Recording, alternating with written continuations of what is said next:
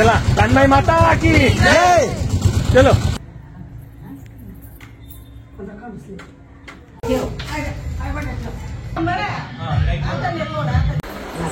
So hello मित्रांनो, तिथील आलोय आम्ही. तिथील आल्यानंतर म्हणजे एवढी वाईट कंडिशन होती, मल्हारची खूप तब्येत खराब होती. त्यामुळे मल्हारला 2 दिवसापासून बरं वाटत नव्हतं आणि त्याच्यामुळे आणि कानबाई मातेसाठी आम्हाला तिथीला जायचं होतं गावाला. सगळे वेट करत होते. कानबाई मातेसाठी आलो, परंतु दवाखान्यातही गेलो होतो आणि मोठ्या दादाची तब्येत खराब होती त्यामुळे त्यांनाही बघितलं. त्याच्यामुळे खूप दगदग झाली. काल नाशिकला मुक्कामाला होतो आणि आज आम्ही धुळ्याला आलेलो होतो. ते मल्हारने खूप त्रास दिला आहे. त्याच्या आईचे 2 दिवसापासून जागरण आहे. तुम्ही बघू शकतात मल्हार कसा खेळतोय बाबांबरोबर.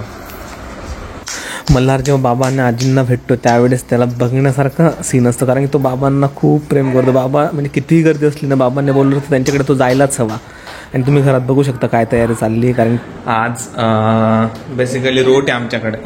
आज आमच्याकडे रोट आहे आणि रोट असल्यामुळे तो बघू शकता तुम्ही सगळी तयारी झालेली. आज रोट असल्यामुळे आमचे दोघी काका आणि सगळे एकाच घरी जेवण राहील. तर तुम्हाला तसं पुढे पाहायला भेटेलच.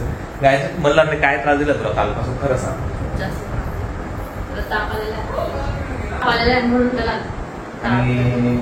कानबाई ही 2 दिवस असते, शनिवार आणि रविवारी. तर शनिवारी आमच्याकडे रोट असतात कानबाईचे आणि त्याचं पूजन आमच्या हातून होतं लकीली, कारण की आम्ही काहीतरी मानलं होतं कानबाईला आणि ते सर्व काही साध्य झालेलं होतं. त्यामुळे आमच्या हाताने पूजा झाली.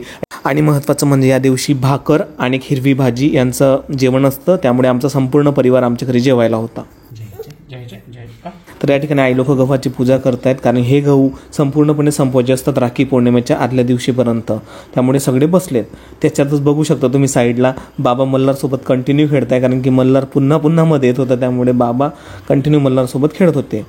तर तुम्ही या ठिकाणी घरातील सगळ्या स्त्रिया गव्हाच्या आजूबाजूला बसलेत आणि ते 1 बाय 1 आमची संपूर्ण फॅमिलीतली आई आणि सगळ्या सुना लोक या ठिकाणी पूजा करतात गहूची. तर तोही एक पार्ट असतो आजच्या दिवसाचा आणि याला खूप महत्त्व असतं.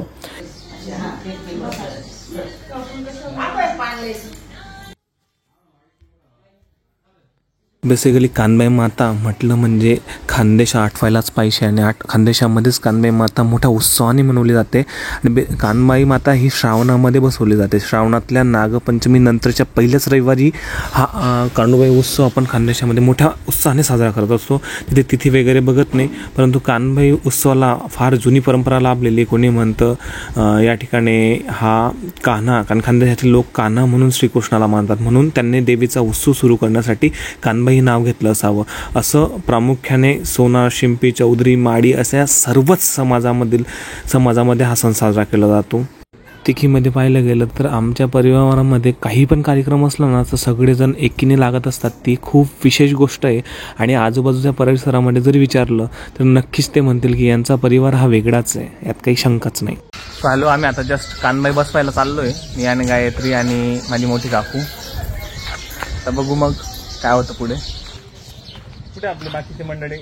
सो हॅलो मित्रांनो, आम्ही जस्ट आलोय. कानबाई माता बसवायची इथे. तुम्ही बघू शकता कानबाई मातासाठी किती सजवण्यात आलेलं आहे ते. बघू कानबाई माता. मग आता किती वेळ अजून नाही म्हणजे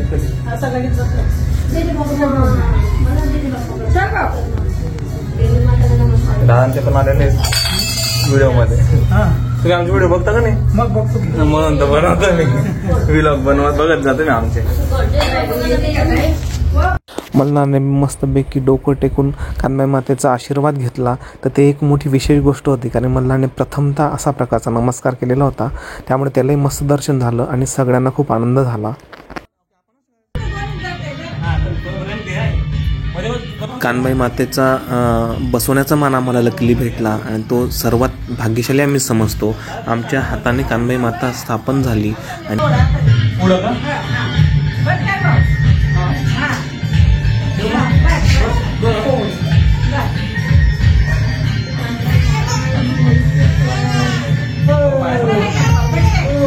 कानबाई माता की जय.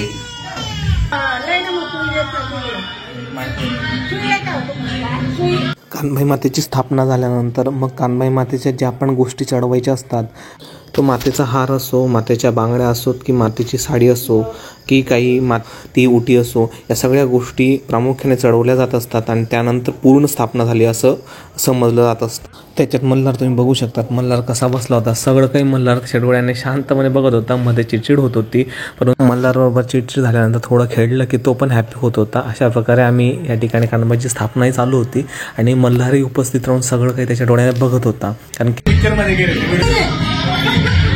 या ठिकाणी माझ्या वहिनी बघू शकतात किती आनंदात त्या आनंदोत्सवामध्ये कानबाईच्या. उलटी करता की ना मग आई बी म्हणे तू बी म्हण. आई आई तू ये ना आधी फिरायला पडेल बाबे मधून मागे गाठ मार द्याल काय भाऊ मारलेली ना गाठ ऑलरेडी अजून मार नाही ना आपण मार भाऊ.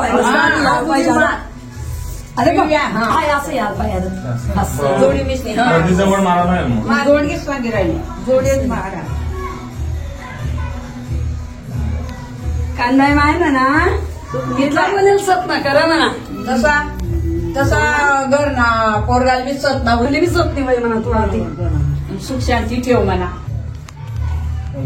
गजरान माय बी दिशी भाऊ मागे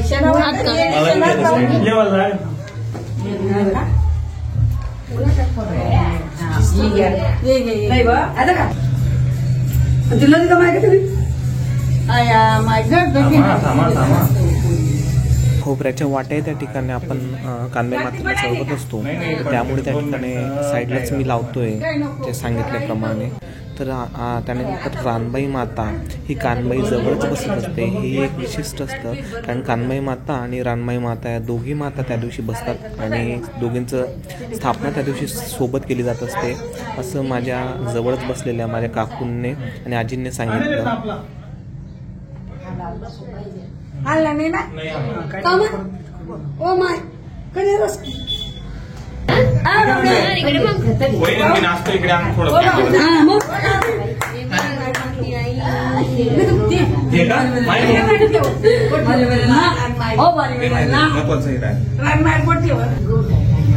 ठीक आहे तू नाही यायला ना गौली